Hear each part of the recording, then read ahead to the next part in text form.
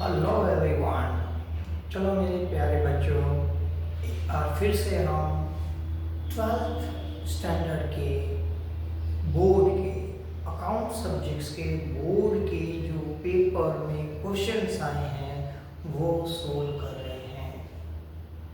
आज भी बेटा हम 2018 के मार्च 2018 के बोर्ड में जो फर्स्ट चैप्टर में से पार्ट 1 के फर्स्ट चैप्टर में से जो क्वेश्चन पूछे गए हैं उसको सोल्व करने वाले हैं। तो ध्यान से देखिएगा, हम 1 बाय 1 एक साल के बोर्ड के क्वेश्चन अकाउंट्स के सोल्व करते जा रहे हैं।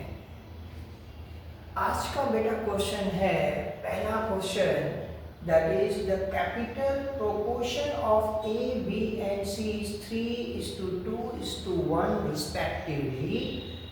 The divisible profit is rupees 66,000. What will be the amount of profit of C? मतलब 3 पार्टनर्स हैं, उनका कैपिटल प्रोपोर्शन मिला हुआ है। फिर से बेटा कैपिटल प्रोपोर्शन मिला हुआ है, profit and loss sharing ratio नहीं। और डिविजिबल प्रॉफिट है वो 66,000 है। तो जो बेटा 66,000 है उसको हम किस रेशियो में डिवाइड करेंगे? That is 3:2:1। नहीं, बिल्कुल गलत, उस रेशियो में नहीं डिवाइड कर सकते because it is not a profit sharing ratio. तो what is the profit sharing ratio? Nothing is mentioned, means equally means 3 partners are there, so we will divide into 1:1:1। तो C की बेटा बात करें जो 66,000 है वो 3 पार्टनर्स में डिवाइड करना है। सो 66,000 को माय डियर वंस अगर हम 3 से डिवाइड करेंगे, if you divide the 66,000 with 3 you will get 22,000। So that is our answer, that amount of profit of C is rupees 22,000। एक मार्क डन। नाउ बेटा सेकंड क्वेश्चन जो है वो 3 मार्क का 2018 में पूछा गया है मार्च में। फेनी, सिमरन एंड सोनाली ये 3 पार्टनर्स हैं। इन पार्टनर्स का प्रॉफिट शेयरिंग रेशियो जो है नॉट मेंशन्ड किया गया है। अब उन्होंने प्रॉफिट डिस्ट्रीब्यूट कर दिया, बाद में पता चला अरे इंटरेस्ट ऑन ड्राइंग की तो एंट्री नहीं की है। तो इंटरेस्ट ऑन ड्राइंग की एंट्री करेंगे तो पार्टनर्स के अकाउंट में क्या इफेक्ट आएगा? What will be the effect of partners capital account if they will give the effect of entry of the interest on capital? उन्होंने बिना एंट्री के प्रॉफिट डिस्ट्रीब्यूट कर दिया। अब इंटरेस्ट ऑन कैपिटल बेटा मिला हुआ है 2700, 1200 एंड 1500। ठीक है, how will you rectify the entry? हमसे पूछा गया है कि write the we can say entry for the rectification of error, जो हमने 11th में सीखा था बेटा, रेक्टिफिकेशन ऑफ एरर। गलती हुई है, गलती को सुधारना है। जीवन में भी हमसे कई बार गलती होती है, we have to rectify it. पढ़ाई में भी अगर गलती होती है, मन इधर उधर भटकता है, टीवी वगैरह वीडियो ऑनलाइन में चला जाता है, तो पकड़ के वापस उसको पढ़ाई पे लाना है। Because we are working, we are in 12th standard, हमारे करियर का सवाल है बेटा। So we have to do same thing. See here हम आंसर ऐसे लिखेंगे शॉर्ट में, जैसे फेनी है उसको एफ और ये सिमरन और ये सोनाली।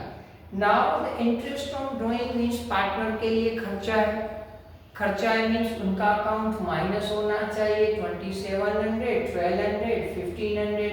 तो टोटल जो है 5400 पार्टनर से मिलेंगे, मतलब उनका अकाउंट डेबिट होगा। अभी फर्म के पास वो पैसा आया, फर्म के पास अगर वो पैसा आया है that is the income of the partnership firm. और इनकम मतलब प्रॉफिट जो है पार्टनर्स के बीच में हमको डिस्ट्रीब्यूट करना है। कितने पार्टनर्स? 3 पार्टनर्स। तो तीनों पार्टनर्स के बीच में 5400 जो है हम डिवाइड करेंगे इक्वली 1800, 1800, 1800. सो फेनिल का अकाउंट जो है, फेनी का प्लस 1800, सिमरन का प्लस 1800 और सोनाली का प्लस 1800। नेट इफेक्ट देखिए बेटा, ये डेबिट है, ये क्रेडिट है, तो इसका मतलब है, इसका आंसर माइनस में आया, मतलब जो है फेनी के अकाउंट को डेबिट करना पड़ेगा 900, सिमरन का जो अकाउंट प्लस में आया तो मतलब उसके अकाउंट को क्रेडिट करना पड़ेगा 600 और सोनाली के अकाउंट को बेटा क्रेडिट करना पड़ेगा 300। तो हमारी जनरल एंट्री क्या होगी, what will be our general entry? मैं अगर शॉर्ट में बताऊं तो it will be Fenny account debited 900 to Simran account Simran account 600 to Sonali account 300। इस तरह से बेटा हम टेबल बना के प्रॉपरली लिखेंगे। So here we have completed, देखा कि हमने मार्च 2018 का जो बोर्ड का पूछा हुआ सम है वो हमने सॉल्व कर दिया है। Thank you very much, keep on watching. आगे भी हम 12th स्टैंडर्ड के बोर्ड के अकाउंट्स के क्वेश्चंस को ऐसे ही सॉल्व करते रहेंगे और हमको पहले दिन से ही सीरियस होना है, 12th में हमको पढ़ाई पे ध्यान देना है। Thank you.